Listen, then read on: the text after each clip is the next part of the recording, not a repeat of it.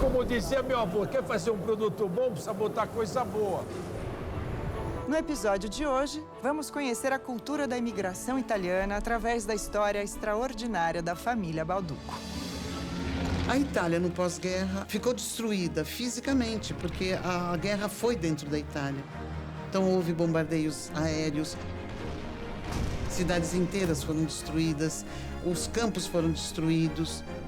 Qual o recurso que é utilizado para poder reconstruir tudo isso? Vender o seu imigrante. Então, gera muito dinheiro. A história da família inicia quando o Sr. Carlo Balduco começou a fazer negócios aqui no Brasil.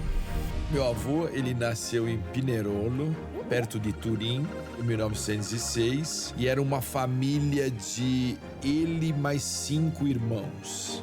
No pós-guerra, ele chega aqui para concluir uma venda de máquinas de pão. Mas quando percebeu que tomou um golpe financeiro, teve a ideia de montar um negócio. Ele queria comprar uns panetone para dar de presente. Ele também viu que não tinha panetone. Ele falou, pô, por que não começar uma fábrica de panetone? E assim começou.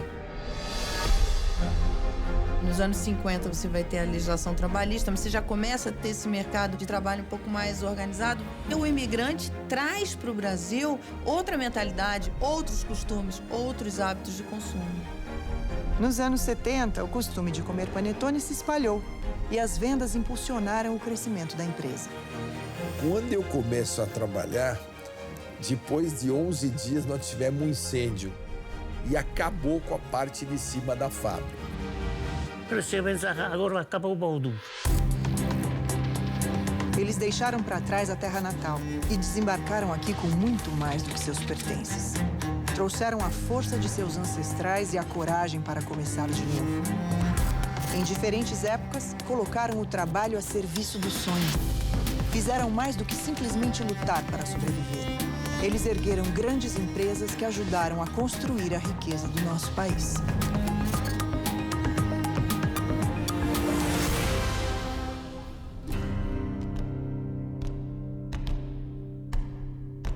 Eu sou Máximo Balduco, filho de Luigi e Carla Balduco. Meus avós, Nona Iris e Nono Carlo, de um lado, Balduco, e do outro lado, Nona Nini e Nono Andrea Bongiovanni.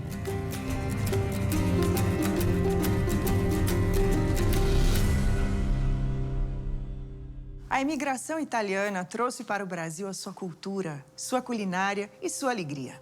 Muitas palavras italianas foram aportuguesadas, se incorporando ao vocabulário brasileiro, como mortadela, talharim, sonata, polenta, cantina, entre outras. Hoje, o Brasil possui a segunda maior colônia italiana no mundo. Nós tivemos no Brasil 2 grandes levas. Uma em 1860 e foi até mais ou menos 1920. Essa primeira leva de imigrantes italianos veio para o Brasil para trabalhar nas lavouras de café, para substituir a mão de obra escrava. Eles vieram em busca de terras e eram, em sua maioria, camponeses e muito pobres.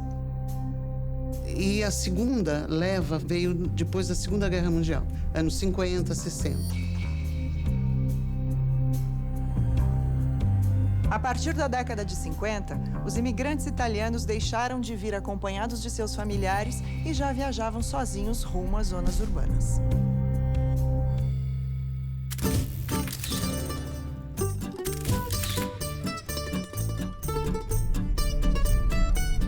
Eu sei que meu avô, ele nasceu em Pinerolo, perto de Turim, no Piemonte. Nasceu em 1906. E era uma família de ele mais 5 irmãos. Que ele sempre foi um vendedor de café. Ele tinha uma torrefação de café. Mas ele era um empreendedor. Ele vendia até o sapato velho. Acho que o Balduco era um amore. Ele trabalhava, ele colaborava bastante. Meu avô, como todo imigrante, era um trabalhador alucinado. Bom de coração, mas muito enérgico, muito nervoso e muito impulsivo. Ele nunca teria imaginado que a fábrica viria a ser o que é hoje.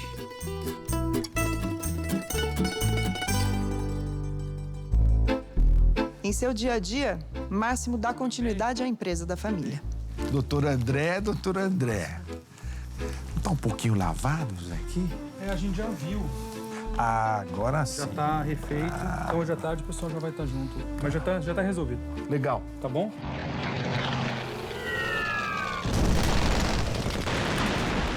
A Itália, no pós-guerra, além desse sentimento de estar perdido no mundo, né, sem direção, ficou destruída fisicamente, porque a guerra foi dentro da Itália. Então houve bombardeios aéreos, cidades inteiras foram destruídas, os campos foram destruídos. Depois da guerra, na Itália não tinha trabalho. A minha mãe passava um apuro desgraçado. Não tinha comida. Eu lembro que tocava a sirene, então todo mundo ia pro abrigo. E todo mundo tinha de correr. Às vezes tinha gente que até correva sem cueca, sem nada, de medo. Qual o recurso que é utilizado para poder reconstruir tudo isso?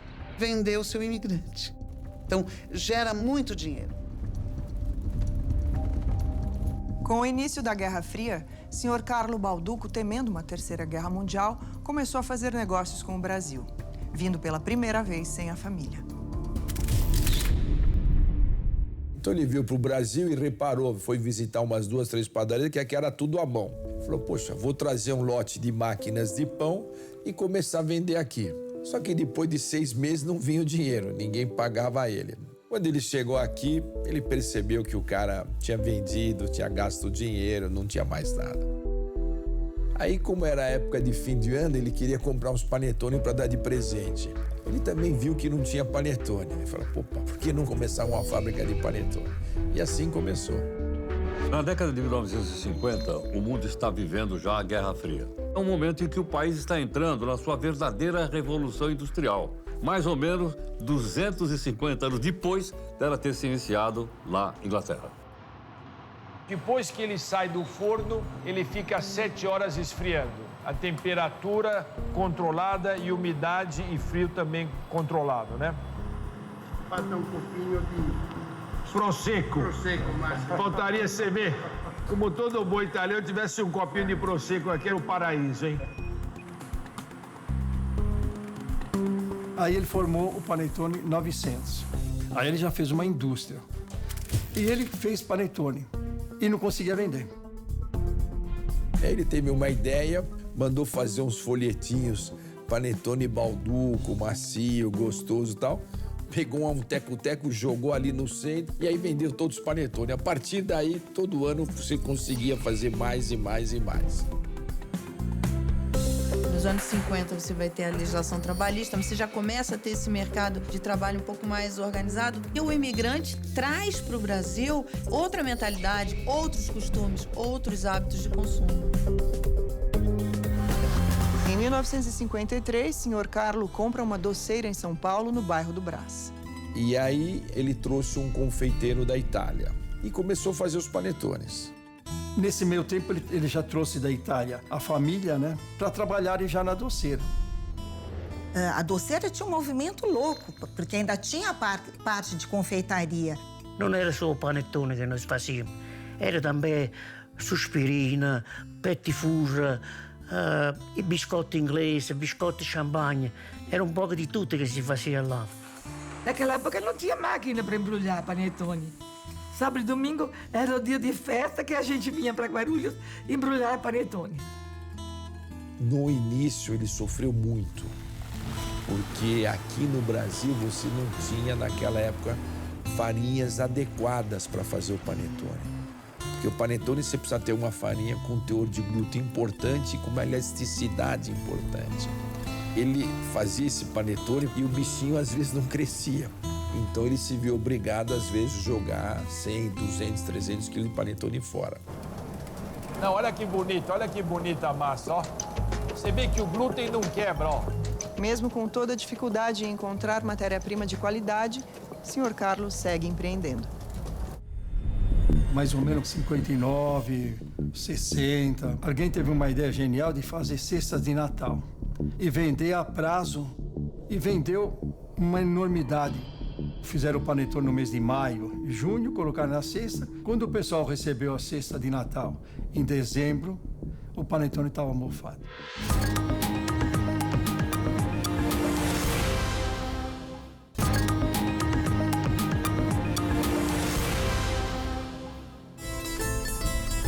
O seu Carlos Balducco sempre foi um vendedor de café. Ele veio para o Brasil e viu que não tinha panetone. Ele falou, por que não começar uma fábrica de panetone? Essas tradições que eles trouxeram, eles usaram.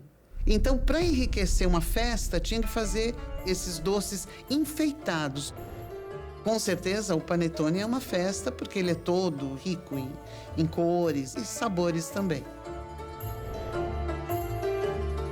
Existem duas lendas sobre o panetone. A primeira delas é que um padeiro apaixonado pela filha do patrão criou o doce para impressioná-lo. E uma outra, dizem, que na véspera de Natal, a sobremesa que seria servida para a corte acabou queimando. E a única solução foi usar as sobras para fazer uma espécie de pão doce com frutas, o panetone. 59, 60, alguém teve uma ideia genial de fazer cestas de Natal e vender a prazo no começo do ano. E vendeu uma enormidade. Aí ele comprou o panetone do Panetone 900, praticamente no meio do ano. E o Panetone 900 não tinha a técnica que tem hoje. Não tinha uma vida útil como tem hoje. Fizeram o panetone no mês de maio e junho, colocaram na cesta. Quando o pessoal recebeu a cesta de Natal, em dezembro, o panetone estava mofado. Então o panetone sofreu um baque. Para recuperar o prestígio e criar um bom produto, seria preciso encontrar uma solução.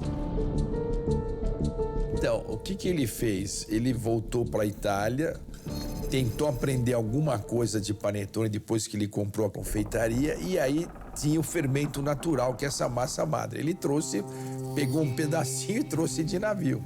A gente tem uma sala que a gente chama sala do fermento.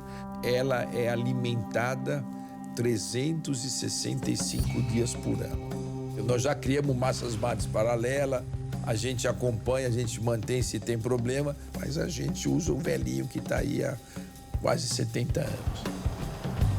O imigrante italiano vem com alguma técnica, vamos chamar assim, que não existia aqui nesse período. Quando eles chamavam os imigrantes, eles pediam que os imigrantes trouxessem suas ferramentas na mala.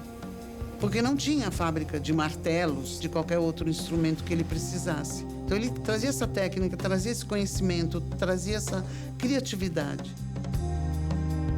A família é uma família de confeiteiros, né? E o que aconteceu? Meu pai ia entregar panetone na Duca. Um dia conhece a minha mãe lá no balcão ajudando, aí se apaixona por ela e casa por ela.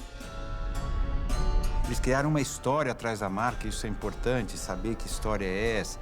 Quando você concentra tudo nesse espírito da família Balducco, que faz as coisas com cuidado, seja qual for o produto, você consegue passar para todos os produtos os mesmos valores. Bom apetite, bom apetite, bom apetite, bom apetite.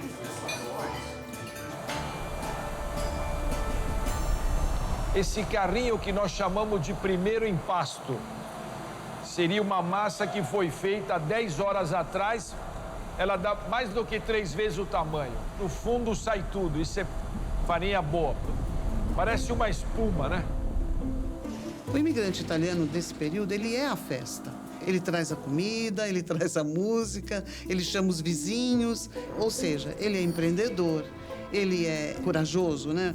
Mas ele não tem para que lado olhar, ele não tem onde se agarrar. É ele, então ele tem que ir para frente. Graças a Deus, as vendas todo ano aumentavam. Chegou uma hora que a confeitaria também não tinha mais capacidade. E aí, aqui em Guarulhos, tinha uma família que fez móveis para o meu avô. Essa família falou, olha, Balducco, ali em Guarulhos, onde eu tô, tem um terreno ali do meu lado. Você não quer dar uma olhada? Aí meu avô comprou esse terreno, fez o primeiro galpão e aí começou. Nos anos 80, o Brasil enfrentava sua maior crise econômica com a hiperinflação, o que ocasionou a retração da produção industrial. O desejo do Sr. Carlo de manter o negócio só com o panetone ficava cada vez mais difícil. Era preciso inovar. À medida que você tem uma marca estabelecida como qualidade, você vai para onde? Qual que é a tua ideia? Como é que você cresce? Vender mais daquilo que você faz ou criar novas linhas de produto relacionadas, até porque as coisas mudam, né? Os anos 80, né, a chamada década perdida, porque você não teve crescimento econômico, que a gente chegou a ter inflação de 80% ao mês. Então isso deixa a economia toda desorganizada. Quando eu iniciei a trabalhar nos anos 80, eu falei com meu pai, olha, Luigi, precisamos fazer mais coisas, senão aqui não dá. Aí ele falou, vamos embora. O Panetone representava 90% do nosso faturamento. Então ele entendeu que o Bauducco não podia ficar dependendo só de Panetone. Eu sei lá, ele enxerga mais para frente, porque a gente já chegou a lançar produto que na época não deu muito certo e depois de uns anos o produto voltou e explodiu. Eu ia na casa dos meus amigos, a gente levava um panetone, cortava aquele panetone e as meninas tiravam as frutinhas. Por que você não gosta? Ai, não gosto. E aí nós estávamos andando em Milão e aí eu vi uma confeitaria e vi lá um doce, formato de panetone, um pouquinho mais baixinho, chamava Gocciolone. Era um panetone com gota de chocolate. Eu falei, pô, tá aí, resolveu o problema. Nasceu o Chocotone, que é chocolate com panetone. É uma característica do empreendedor imigrante, eles vêm com uma formação melhor. Eles têm a família trabalhando todos juntos ali no negócio. A cultura do não desperdício, como viveram 2 grandes guerras, tem isso muito forte. Mas um acontecimento quase colocou um fim nessa história de sucesso. Quando eu começo a trabalhar, depois de 11 dias nós tivemos um incêndio e acabou com a parte de cima da fábrica. Você pensa que agora acabou o Bauducco.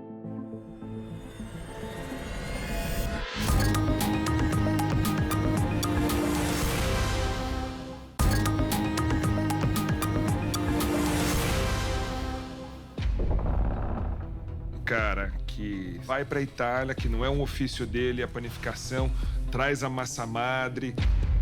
Aí meu avô comprou esse terreno, fez o primeiro galpão e aí começou. É uma característica do empreendedor imigrante, eles vêm com uma formação melhor. Aí nasceu o Chocotone, que é chocolate com panetone. Numa madrugada de janeiro de 1981, um incêndio no 2º andar destruiu a fábrica de Guarulhos. Quando eu começo a trabalhar, depois de 11 dias nós tivemos um incêndio no dia 11 de janeiro e acabou com a parte de cima da fábrica. De um dia para o outro, você vê uma fábrica destruída. Entendeu como é que é o negócio? Isso foi triste. Eu tinha um forno novo, só o Luigi aveva trazido da Itália, destruíram tutto o forno. Você pensa que agora acabou o Bauducco. Não foi assim, não.